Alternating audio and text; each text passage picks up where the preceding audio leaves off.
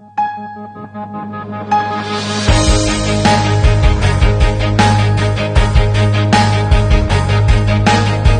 assets. My name is Rizuan. How they will be divided. Discussing Now, this division of matrimonial assets at the Sharia court, and I will explain to you how your assets. You put everything in a simple table to see how much, or what is the percentage parties had of the net matrimonial assets before the marriage, and after the division, what do you want parties to have? So we just want to try and equalize the positions generally in a long marriage or marriage where there have been kids, for example. We want to equalize parties' positions. If it's a short marriage, 3 years, 4 years, no children, then generally it will just be on direct contributions. You just take back whatever you put in. That is the general situation. Obviously, there may, some cases may have certain factors which may give the one party slightly more.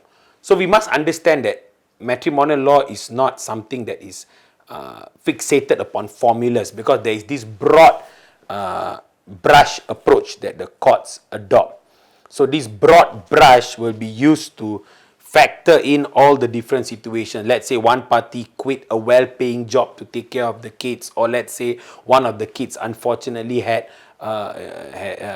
a child with special needs, and a lot of time they spend with the child, developing the child, and sacrifice their own personal time. Then the court will obviously give that this particular parent who put in that time would get more indirect contributions, obviously. So we need to understand this concept of division of matrimonial assets, how the courts divide, why the courts divide. Now, definitely some people may not be happy with the division. Why must I give up? Even I was working hard for the family and so on and so forth. Yes, the law does not, the cases are not determined by what parties feel. Cases are determined by the law, what has been set out. So we have to look at that, and then we have to apply it to our case.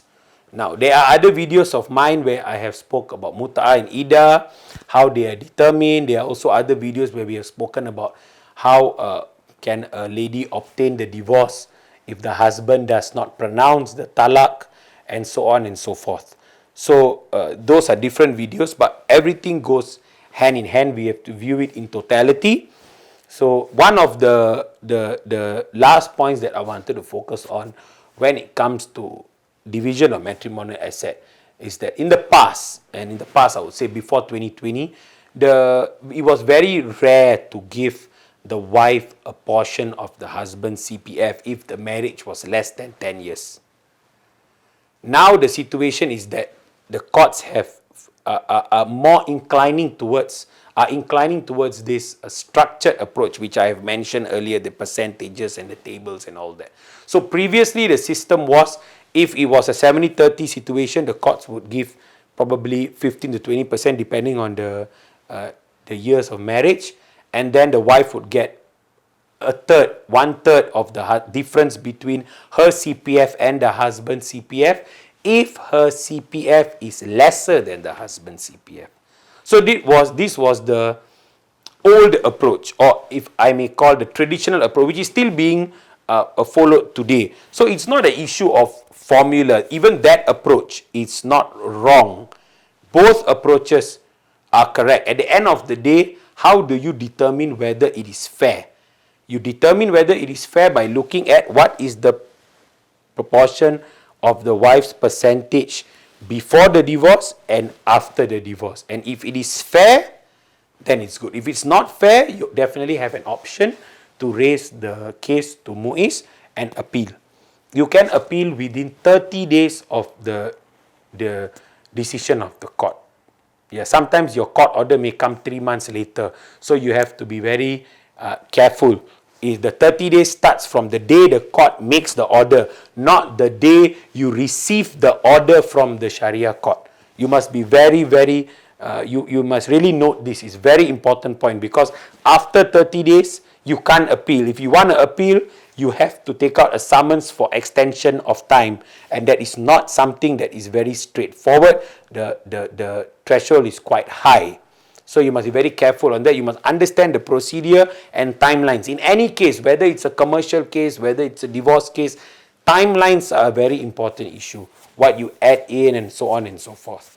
So in another video, I will explain to you what happens if assets are not disclosed in further detail. Now I will simply tell you that if one party does not disclose assets and the other party knows, then we can take out an application called a discovery application.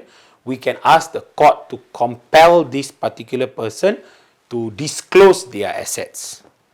And then if the person still refuses to disclose, we have the option of adverse inference. We can tell the court to make an adverse inference. So for instance, in very simple language, adverse inference would mean, look, there was enough evidence for me to compel you to disclose certain things.